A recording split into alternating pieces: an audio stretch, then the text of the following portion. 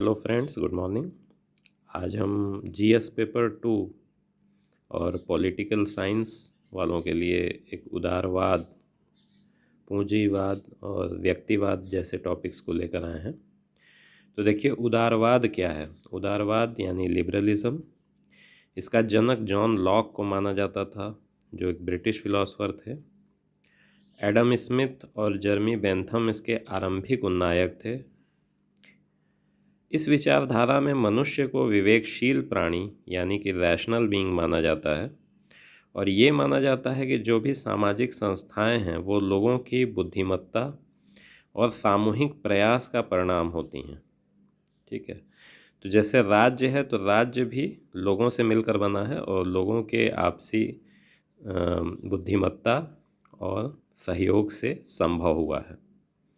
इसमें व्यक्ति की स्वतंत्रता यानी लिबर्टी को सबसे ऊंचा स्थान दिया जाता है, और ये माना जाता है कि सेल्फ इंटरेस्ट और कॉमन इंटरेस्ट में कोई बुनियादी टकराव नहीं होता, यानी व्यक्तिगत स्वार्थ और सामान्य हित में कोई मौलिक टकराव नहीं होता है, ऐसा इस सिद्धांत में माना जाता है।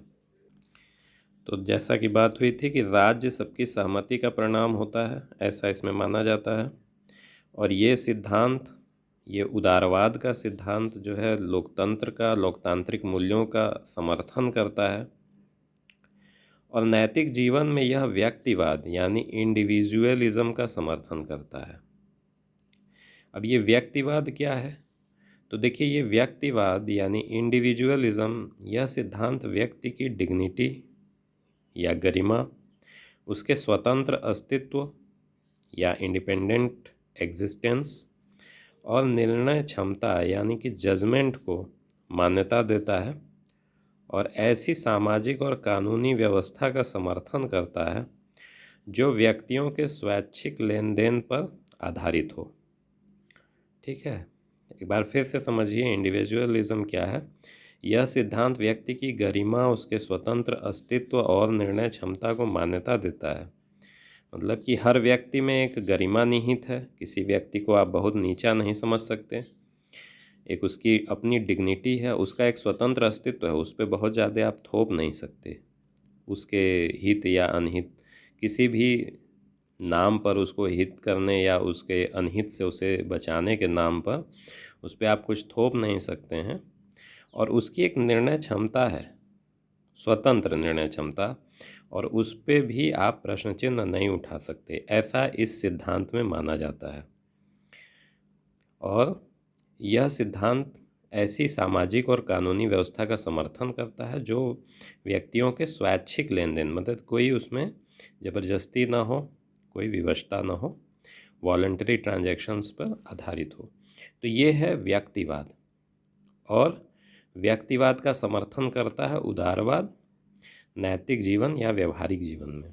ठीक है, अब जहाँ तक आर्थिक जीवन या इकोनॉमिक स्फीयर की बात आती है, तो यह कैपिटलिज्म यानी पूंजीवाद और अहस्तक्षेप नीति कि बाजार में हस्तक्षेप गवर्नमेंट को नहीं करना चाहिए, जिसे लेसेज फेयर कहा जाता है। एडम स्मिथ इसके प्रोपोनेंट थे। तो पूंजीवाद और लेसेज फेयर का यह कट्टर समर्थक है, प्रबल समर्थक है। तो देखिए, अब पूंजीवाद क्या है। पूंजीवाद का मतलब ये है कि उत्पादन, वितरण और विनिमय यानी प्रोडक्शन, डिस्ट्रीब्यूशन और एक्सचेंज के सभी साधन निजी स्वामित्व में यहाँ पे रहते हैं, राज्य के स्वामित्व में नहीं रहते। ठीक है, इसका उदाहरण है यूएस। आप समझ सकते हैं कि वहाँ पर उत्पादन, वितरण और विनिमय के प्रमुख साधन निजी स्वामित्व में हैं। ठीक है, और लेसेज फेयर की जहाँ तक बात है, तो लेसेज फेयर में जैसे हमने बताया कि अहस्तक्षेप नीति कि जो है वो बाज़ार को, जो कीमतें हो रही हैं, कोई भी रेट्स, कोई भी प्राइसेस हैं, तो वो बाज़ार को खुद तय करने दीजिए। बाज़ार उसकी डिमांड और सप्लाई के आधार पे तय कर लेगा।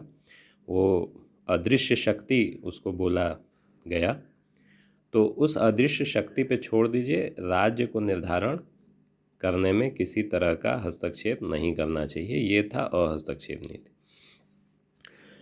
अब आगे देखिए, तो कुछ विचारक थे जो उदारवाद के समर्थक थे। इन विचारकों में प्रमुख विचारक थे J.S. मिल, T.H. Green, H.J. लास्की और R.H. टॉनी। इनका देखिए नाम याद कर लेंगे तो लिखेंगे अगर आंसर में, खासकर जो लोग मेंस देते हैं UPSC या UPPCS में, तो उस पर मार्क्स आपके तभी आएंगे जबकि आप विचारकों के नाम भी उल्लेख करेंगे साथ में। तो देखिए J.S. मिल, T.H. Green, H.J. लास्की और R.H. टॉनी आदि विचारकों ने उन्नत पूंजीवाद की अवस्था में व्यक्ति की स्वतंत्रता को सार्थक बनाने के लिए राज्य के पॉजिटिव रोल या सकारात्मक भूमिका पर बल दिया, जिससे कल्याणकारी राज्य का उदय हुआ। तो अब कल्याणकारी राज्य में क्या होना चाहिए या क्या होता है आइडियली?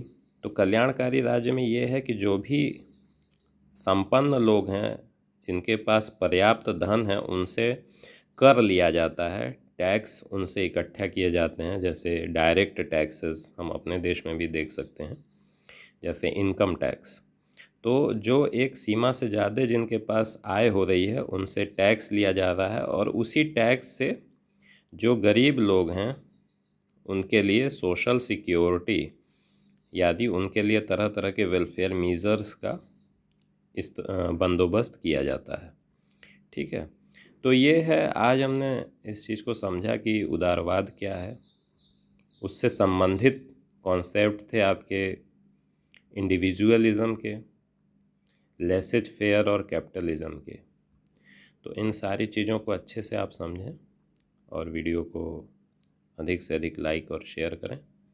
अगर आपकी इच्छा हो तो, अच्छा लगा हो तो। धन्यवाद।